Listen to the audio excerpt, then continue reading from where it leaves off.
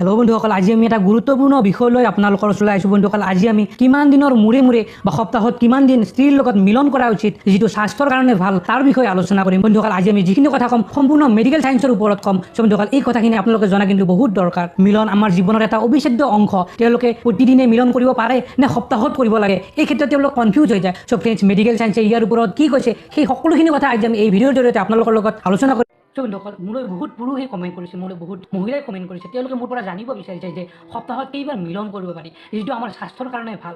বন্ধুসকল, আজিৰ এই ভিডিঅ'টোত সপ্তাহত কেইবাৰ মিলন কৰিব পাৰি, কেতিয়া কেতিয়া মিলন কৰিব নোৱাৰি, কেতিয়া কেতিয়া মিলন কৰিব পাৰি, মেডিকেল ছায়েন্সে ইয়াৰ ওপৰত কি কৈছে, এই সকলোখিনি কথা মই আজি এই ভিডিঅ'ৰ জৰিয়তে আপোনালোকৰ লগত আলোচনা কৰিম। আৰু বন্ধুসকল, আজিৰ এই ইনফৰ্মেশ্যনখিনি আপোনালোকৰ জীৱনৰ কাৰণে কিন্তু খুবেই গুৰুত্বপূৰ্ণ হ'ব। বন্ধুসকল, এই বস্তুটো যদি আমি সাধাৰণ মানুহৰ ওচৰলৈ যাওঁ, সাধাৰণ মানুহৰ ওচৰলৈ গৈ যদি আমি সোধোঁ, সাধাৰণতে যদি আমি এজন সন্ন্যাসীক সোধোঁ যে মিলন কেইবাৰ কৰিব লাগে, সপ্তাহত কেইবাৰ কৰিব লাগে, সন্ন্যাসীজনে আমাক কি উত্তৰ দিব?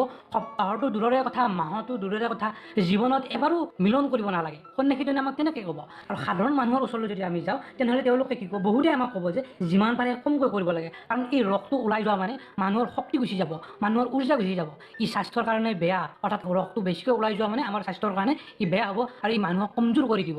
এইটো সাধাৰণ মানুহে ক'ব। বন্ধুসকল, এইবাৰ আমি চিকিৎসা বিজ্ঞানে ইয়াৰ ওপৰত কি কয়, মিলন কেইবাৰ কৰিব লাগে সপ্তাহত, চিকিৎসা বিজ্ঞানে ইয়াৰ ওপৰত কি কয়? বন্ধুসকল, চিকিৎসা বিজ্ঞানে মিলন কৰিলে কোনো ক্ষতি নহয় বুলি কৈছে। আৰু এইটোও কৈছে যে মিলন কিমানবাৰ কৰিব লাগিব, মিলন কিমানবাৰ কৰিব লাগিব, ইয়াৰ ওপৰত প্ৰপাৰ গণিত নাই। আপোনাৰ যিমান ভোক লাগিছে আপুনি সিমানখিনি খাদ্য খাব। অৰ্থাৎ আমি যদি 10জন মানুহক খাদ্য খাবলৈ দিওঁ, সেই 10জন মানুহৰ কোনোবাজনে অলপ খাদ্য বেছিকৈ খাব, কোনোবাজনে অলপ খাদ্য কমকৈ খাব। যিজন মানুহ অলপ ওখ পাখ হয়, শকত হয়, ওখ হয়, তেওঁ অলপ খাদ্য বেছিকৈ খাব। যিজন মানুহ অলপ চাপৰ চুটি, তেওঁ খাদ্য অলপ কমকৈ খাব। আৰু হয়তো ওলোটাও হ'ব পাৰে, যিজন মানুহ চাপৰ চুটি তেওঁ বেছিকৈ খাব পাৰে, বা যিজন ওখ পাখ তেওঁ কমকৈ খাব পাৰে। অৰ্থাৎ এই মিলন কৰাটো মানুহৰ শৰীৰৰ ওপৰত নিৰ্ভৰ কৰিব। অৰ্থাৎ মিলনৰ ভোক যিমান লাগিছে সিমান কৰিব পাৰিব। কিন্তু আমি জানিব লগা কথা হ'ল এইটোৱে যে 18ৰ পৰা 30 বছৰ এই সময়খিনিত মানুহ এগৰাকীৰ এই হৰমনেল লেভেলবিলাক খুব বেছি থাকে। অৰ্থাৎ যিবিলাক টেষ্টষ্টেৰন হৰমন আছে, হৰমনৰ লেভেল মেক্সিমাম থাকে। এইখিনি সময়ত মানুহবোৰৰ শৰীৰত জোৰ থাকে, মানুহৰ তেজ বঙহৰ জোৰ থাকে। গতিকে এই সময়খিনিত মানুহৰ মিলনৰ ভাৱটোও বেছি হয়। হয়তো এই সময়খিনিত তেওঁলোকে ডেইলি এবাৰ মিলন কৰিব পাৰে, বা এইখিনি সময়ত যদি তেওঁলোকে বিবাহ কৰে, তেওঁলোকে স্ত্ৰীৰ লগত হয়তো প্ৰথম 2 মাহ বা 3 মাহ, দিনত 2বাৰ বা 3বাৰলৈ তেওঁলোকে মিলন কৰিব পাৰে, আৰু পিছলৈ হয়তো তেওঁলোকৰ কমি যাব পাৰে। এই সকলোখিনি কথা মানুহজনৰ স্বাস্থ্যৰ ওপৰত নিৰ্ভৰ কৰিব, মানুহজনৰ ফিজিকেল ষ্টেটাছৰ ওপৰত নিৰ্ভৰ কৰিব, মানুহজনৰ ব্ৰেইনৰ ওপৰত নিৰ্ভৰ কৰিব, মানুহজনৰ হৰমনেল লেভেলৰ ওপৰত নিৰ্ভৰ কৰিব।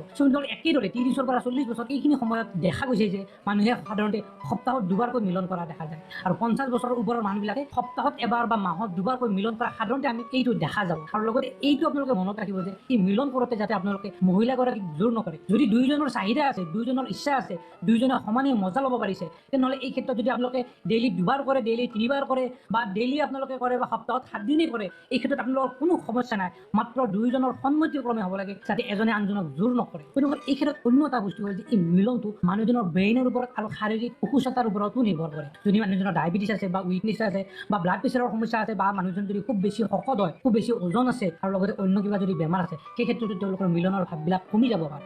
আমি শেষত এইটোৱে ক'ব পাৰোঁ যে মিলন কৰাটো মানুহজনৰ স্বাস্থ্যৰ ওপৰত নিৰ্ভৰ কৰিব। তেওঁলোকৰ যিমান ইচ্ছা সিমানে তেওঁলোকে মিলন কৰিব পাৰে, মাত্ৰ দুয়োজনৰ সন্মতিক্ৰমে হ'ব লাগে। মহিলাগৰাকীক যাতে জোৰ নকৰে। অৰ্থাৎ দুয়োজনে যদি সমানে মজা পাই আছে, দুয়োজনে যদি দিনত 2বাৰ কৰিলেও তেওঁলোকৰ একো অসুবিধা নাই, দুয়োজনৰ সমস্যা নাই, তেনেহ'লে মিলন কৰাত ডেইলি যদি 2বাৰ মিলন কৰে, সেই ক্ষেত্ৰতো আপোনালোকৰ একো অসুবিধা নাই। যদি সপ্তাহত 2বাৰ মিলন কৰিলে আপোনালোকৰ কোনো সমস্যা নাই, সেই ক্ষেত্ৰতো আপোনালোকে কিন্তু কোনো অসুবিধা নাই।